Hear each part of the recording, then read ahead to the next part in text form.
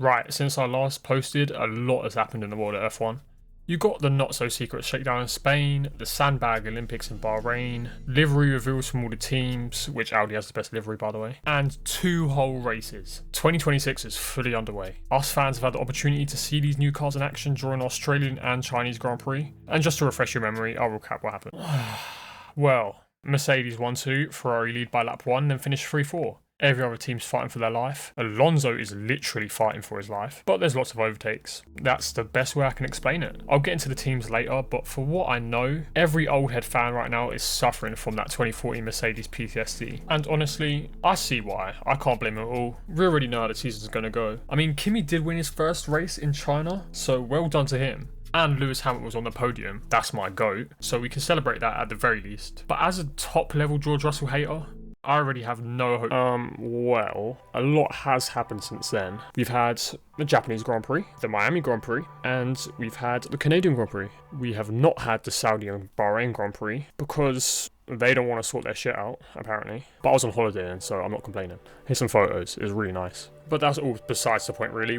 You're here for F1, aren't you? Monaco this week. Let me just give you a backstory in case, I'm sure you've all seen it by now, everything else that's happened. Pretty much, Mercedes dominate. Ooh, not even Mercedes. Kimi Antonelli has dominated. Russell's had a bit of a stinker. But yeah, it's been pretty clear running for Mercedes. There hasn't been any real competition for him. And we've got Lewis Hamilton podiums. I will mention that. Shout out my flipping GOAT. Not even 1, 2 podiums now. And a 3rd one coming. That's the most important stuff. I'll go over the teams later. But my opinion on the racing though. Because 2026, this season, we've had a lot of talk, a lot of debates, a lot of artificial racing, super clipping, all these buzzwords being thrown. People are hating, but they love it really. Let's not lie, they're cooking this season.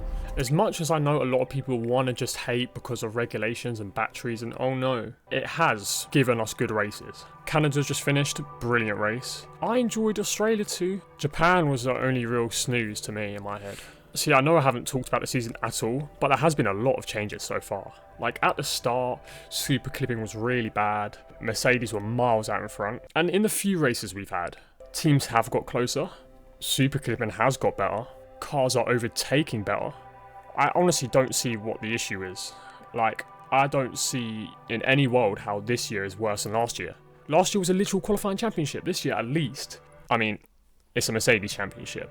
Or is it? Lewis Hamilton.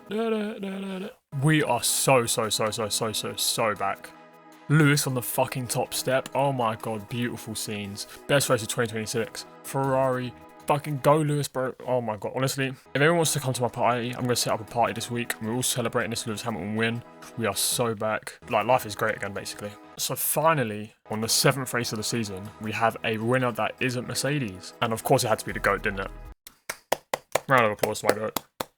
It was too easy for bro, man. He just washed that Mercedes team like it was nothing. 20-second gap, cleared him. Only Lewis can do that. Shout out to my GOAT. At this point, scrap everything that came before this video. This is where the video really starts. Maybe the season might get more interesting, let's see. Now you think Ferrari actually do have a chance of winning, and their upgrades worked in Spain, it looks great. You know what, actually, let me talk about all the teams. As of the Barcelona Grand Prix. Let's go from the bottom upwards, how about that? Of course we're going to start with Cadillac. Back of the grid, as we all expected for real. I mean, they got the benefit of the doubt, it's their first year, they're just figuring things out, trying to get their foot in the door really. And, I mean, I guess they're doing fine. Perez is outdoing Bottas quite easily. I mean, he damn near scored a point in Monaco. If it wasn't for that penalty, Cadillac would have a point. That's already better than most people expected.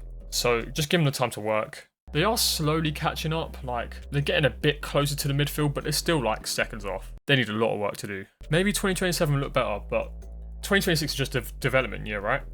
And you know what? You could argue that they're not even the worst team on the grid. Because fucking hell, what were Aston Martin cooking? Absolutely horrendous, they're terrible. Power unit, Honda, just not working. Car, it's a new design chassis, so you think it's good, but if that's good, then the rest of it's dog shit. Like, nothing's working, they're literally right at the back. They're fighting Cadillac at best. The only reason they've even got a point is because of Perez's penalty, so Alonso just got lucky being behind him. It's looking literally hopeless for him right now. I predicted them to be way better. I thought I had hope. I brought into the new hype. And yeah, maybe he can develop a chassis or whatever, but he can't seem to develop a car that doesn't kill the drivers.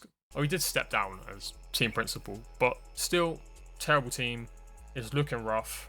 If Alonso or even Stroll at this rate stays any longer than this year, I'd be very surprised. Like, it doesn't even look like it's getting any better for him. Cadillac are making more improvements than Aston are at the minute. Oh, I don't know, a long day for them lot. You'd think with all them billions they put into the company that they'd actually do alright, but I guess money can't buy a good car.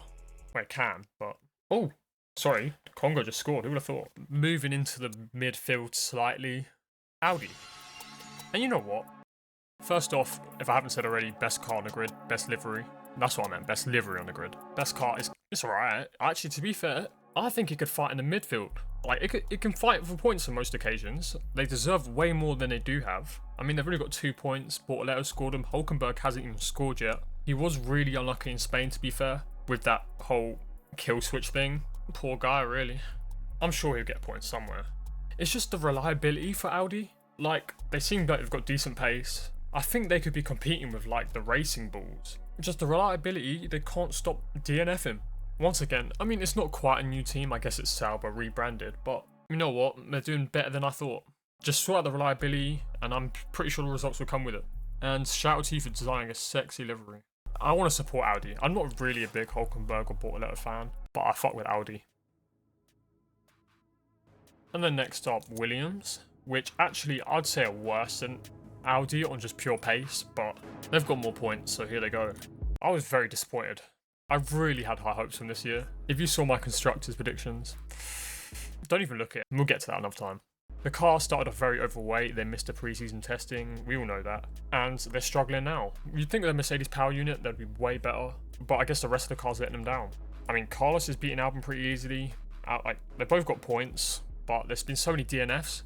There's chances for all these lower teams to get points because so many cars are just breaking down left, right, and centre. Like, yeah, it's a struggle for both of Williams. Honestly, I don't know how they're going to sort their shit out. I don't know if it's going to happen anytime soon. They're definitely the worst out of all the Mercedes power units. Who knows, man? Hopefully they fix up.